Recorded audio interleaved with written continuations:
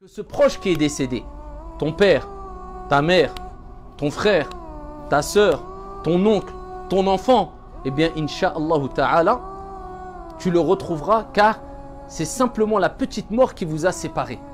Et il n'y a pas de mort éternelle. Tu le retrouveras, tu le verras, tu le rencontreras au jour de la résurrection, bi'idnillah azza wa jal, et même plus que cela, au paradis. Alors, abshirou, réjouissez-vous. Sachez que le prophète alayhi salam, dans un long hadith, et je l'abrège, rapporté par Al-Bukhari, eh bien, il nous rappelle qu'au jour de la résurrection, après les multiples épreuves que vont passer les gens, et parmi les plus grandes des épreuves, c'est une des dernières épreuves, c'est-à-dire As-Sirat. Eh bien, ça sera ce pont au-dessus duquel tout le monde devra passer.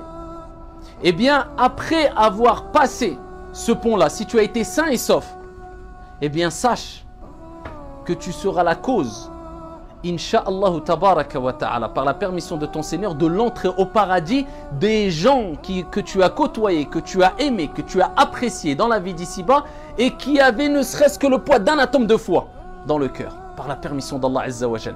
Rapporté par Al-Bukhari, le prophète alayhi salatu wa salam a dit, il y aura des gens qui vont réussir à passer à Sirat, ce pont-là, qui est au-dessus de l'enfer. Ça y est, là, ils sont proches du paradis. Et ici, même les prophètes diront, Allahumma sallim sallim, tellement que l'épreuve sera difficile. Oh Allah, la préservation, préserve-nous. La personne aura passé ce Sirat et il dira, Ya Allah, oh mon Seigneur.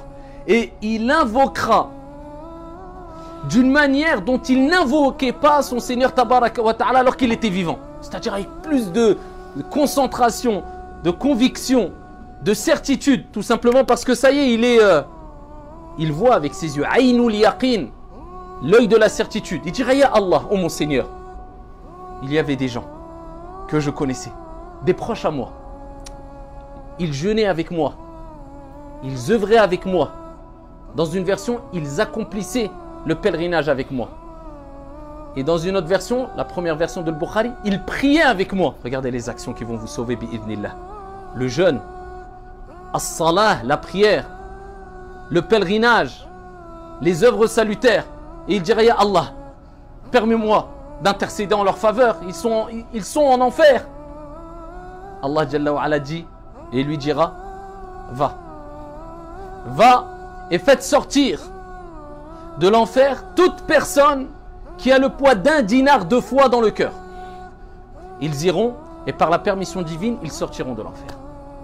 Ensuite, Allah leur dira, retournez et faites sortir toute personne qui aura le poids d'un demi-dinar de foi dans le cœur. Ils iront et ils sortiront. Des proches, ils intercéderont. Ça sera qui? Les pieux, les vertueux.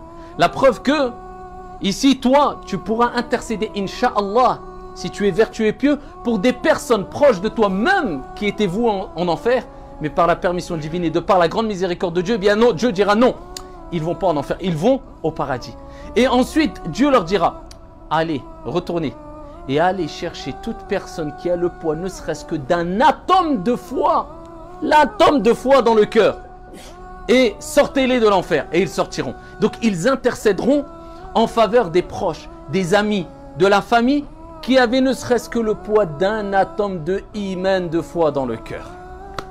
La preuve qu'il ne faut jamais ici rentrer dans des dépressions comme si on pensait qu'on n'allait plus jamais retrouver cette personne-là qui nous a quittés, qui on chérissait. Non, c'est un moment. Tu vas la retrouver, Inch'Allah. Et même si elle a fait tellement de péchés que, eh bien, Dieu aura décidé qu'elle soit vouée en enfer, eh bien, toi, œuvre dans le bien et augmente les bonnes actions et tu pourras sûrement être la cause, eh bien, qu'il ira au paradis éternel avec toi et sûrement, Inch'Allah, auprès du prophète Mohammed, alayhi salatu wassalam.